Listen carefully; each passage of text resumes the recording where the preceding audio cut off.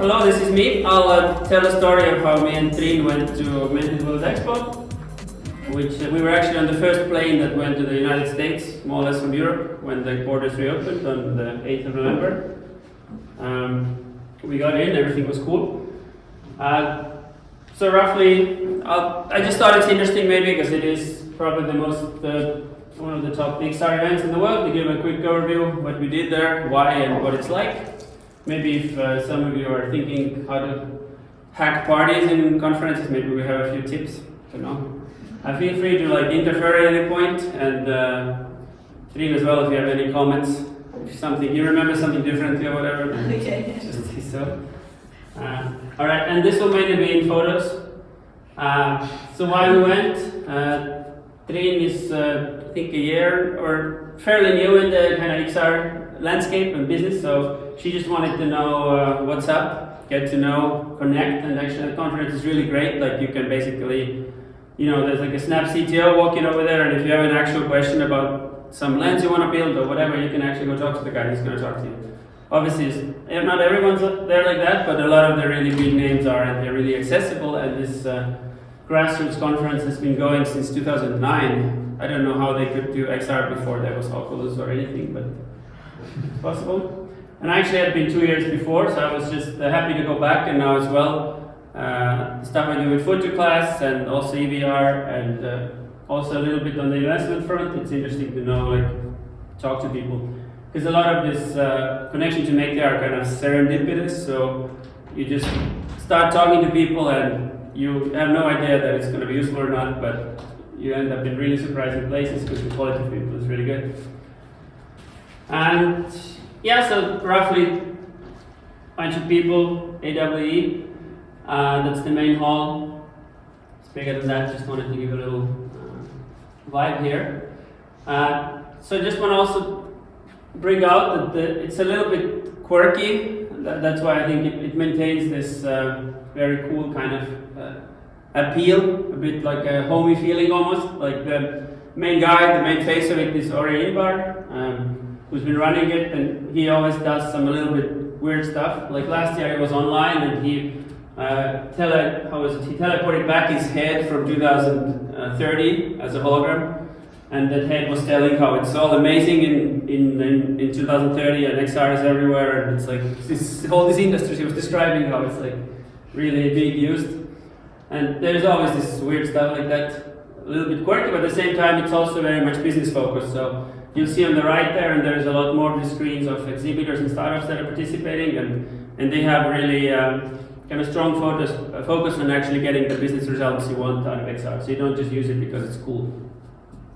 And also you can tell by the way that, for example, Märt, who's probably one of the biggest companies outside of the big tech to have a chance in this kind of new emerging metaverse world, they, for example, chose their Lightship product announcement pretty much to coincide with AWE. And there's several NVIDIA and several big announcements that came out in the same week as well. So it's also considered important by the people. And here's an example of John Hanke, the Niantic CEO. He was the main keynote after Ori, and I think that's actually, if you want to do anything in AR, like getting to work on the Lightship platform and seeing what it can do is really interesting. So you can just consider that. They will support basically creating this 3D mesh of the world, which is like the new kind of infrastructure, like Google Maps type of data that everything will be based on, or at least the new generation of AR experiences. That's something they are intending to power. And you can see a few screenshots there, what kind of gameplay and experiences that would enable. And they're also working with the glasses, on the glasses with Qualcomm. So they might have their own glasses out in a couple of years, and if you can run around with glasses chasing Pokemon, I think that's like a totally new level. So also wanted to show you this video, which I consider funny, but I need a second now because it's not my computer, I think, to go to the place that I actually wanted to show you. Oh yeah. So if you're an investor or anywhere in there, the metaverse, it's called like the M word because it's in every presentation, and no matter what you do, it's basically metaverse this, metaverse that, and of course it annoys people because they're trying to actually know what you're doing that's useful. And I'll just show you, it's another quirky example of, I hope the video plays. It's a short game of metaverse or schmetaverse, and it kind of involves the players of all the big companies and the really quick summary of their angle for metaverse. Live from Silicon Valley. Okay, you do get sound, but does it actually forward? 1 second. Live from Silicon Valley. Maybe. So what are we going to do about it? Can you make it a bit louder, or can I do it? To talk about the light switch. Or how about we play a game? This is the time for everyone's favorite game show, Metaverse or Metaverse. With the contenders, David Matsuki, Roblox, John Rizzitiello, Unity, John Henke, Niantic, Bobby Murphy, Snap, Tim Cook, Apple, Tim Sweeney, Epic Games, Satya Nadella, Microsoft, Jensen Huang, Nvidia, Sergey Brin, Google, Mark Zuckerberg, Meta, and Neil Stevenson, Snowcraft. He started it all. Man, I don't know. I do think we need to get back to some kind of shared concept of reality. Anyways, so from the, I thought it was really funny when I saw it first time, but just to give you the idea that the metaverse is everywhere, and yeah, and they actually make quite a lot of fun of Zuckerberg and stuff there, while at the same time recognizing that it's really brought this term and the whole idea of XR to the mainstream like nothing else before. So there's definitely pluses. So a bit about the conference. I put here the 13 tracks. So normally conferences have like 4 or 5 tracks, and I highlighted in blue what I thought Estonians are doing something in, Estonian companies. But just to show that this also shows that you really can focus on one kind of 1 or 2 tracks that interest you, and you will find those people there in like 5 or 10 talks during the 3 days. So we were, for example, I was really into education. It was really easy for me to just go to those 5 talks and meet the people I want to. So it's an interesting approach. I hadn't seen too much before, that you have many different tracks that makes everything much more focused. And then, yeah, so these are just the known faces from investment communities, and otherwise here's the Snap guy I was telling you about before. Of course, there's also the show floor, which I think probably every conference has. And the really cool thing is, again, that you get to, when you're at these talks, everybody's pretty open who is there, and you get to get an idea into, like, this is a screenshot from Snap, but they're really telling about where they're going next, and kind of how this vomiting the rainbows is not what they're all about as a company. Like, they want to go a lot further, and how they include commerce, and actually these talks I think should be up online as well in a few months. So it's a good way to kind of get an idea of where the companies and where the both ecosystems are going. And actually, if you live in LA and stuff, there are people who, sorry, not like, you can do it from anywhere obviously, but there are people in these agencies and stuff that are really producing lots of branded like filters and the type of XR content that's a bit like next generation, or I haven't seen too much at least in Estonia about it. I don't know if it's financially feasible for somebody to make like some lens in Snapchat for a particular brand, but they're doing it in the US, it seems a lot more. So here's the show floor, your many famous names in the space represented, of course. Again, you can chat with people. Just a few cool examples. The Tilt 5 is like a tabletop AR glasses, and they're actually coming out soon, this year, next year. They have 30 games in development, and this is something I would totally buy. You just wear glasses and you have like this shared game happening in front of you. It's based on like physical pieces, the physical space. And then there's like, this is the meditation app, Trip. So there's a whole big lounge, you could kind of be inside it, and it looked a bit like some sort of new agey space, whereas obviously it's promotional in the end. But again, it's highlighting one of the VR strengths you can basically meditate or have some change of state by keeping your eyes open. So you don't need to like imagine nothing or think about nothing, you're just there staring at the stuff, and it will make you feel different by all the shapes and colors and sounds that happen. And this pitch competition, I just want to highlight a few things if you don't mind. It's also kind of funny. So this guy said that he wants to make VR headset that works underwater, and clearly his headset works underwater and the others just work on land. That's why it's cool. It's like, if I had a pool in California or something, I would probably buy it, why not? So you can be underwater, swim around, and then you would have all these different titles like Demon Hunt and Shark, or whatever it is, Shark Raid. There's a lot of underwater potential here. And for a more serious note, for content creation, so for example, Anything World, they're actually quite far ahead already, but the idea is that they just say, there used to be a game called Scribble Notes where you can write any word and the thing would appear as a model, and you solve puzzles that way. So this is a bit similar, that you say that I want, like, you know, a yellow rocket, and then you suddenly get a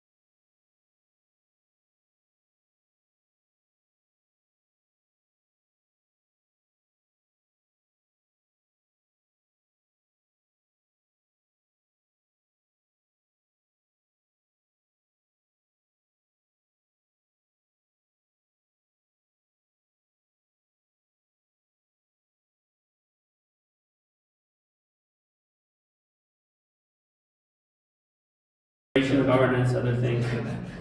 Yeah, and lastly, you were there and 3. on the topic of these land sales and NFTs. Yeah. I heard also, I haven't digged into it, but I heard this that you can buy, let's say, this place in London or something. Yeah. But on whose platform? Yeah, I mean, but the whole point of NFTs is that it's actually yours, right? So Yeah, it's, but on whose platform? Like, let's say somebody's buying some digital, some place digitally in our real world, but this must be, somebody must recognize this, that you have this. yeah, But what platform does this recognition right now? yeah. I don't think I know enough to answer it well, but the whole point of this NFT stuff is that, actually my favorite definition of metaverse, which I heard quite recently, is that it's when your time and effort put into something and the reward in the real world or virtual world is like interchangeable. So that's my favorite one. So you kind of work hard in maybe virtually and then you get real money, or you work hard in real life and then you get metaverse money. And you can kind of like, so it doesn't matter anymore like where you kind of live. I think there are already first real jobs that are Yeah, totally. in game. Like you're kind of like I don't know, as a human presence. And you ask your kids, you know, I don't have unfortunately, but if you like have these 10-year-old boys, for them it's like super normal, you know, whether they hang out there, you know, some friends on the weekend or I don't know, Fortnite something. I think Chinese have employed people to decode in MMOs for many years. Yeah, exactly, real jobs. This is what they do for work. They do Yeah. work and they. Before, so I want to wrap up and we can talk about this after, but can I get a show of hands of who has bought any NFT related crypto or who has any stuff like that? I'll look at you guys, 1, 2, 3. Okay, so we can ask you guys afterwards. Great. Cool. Yeah, thank you, and you have a treat. Yeah, you can do.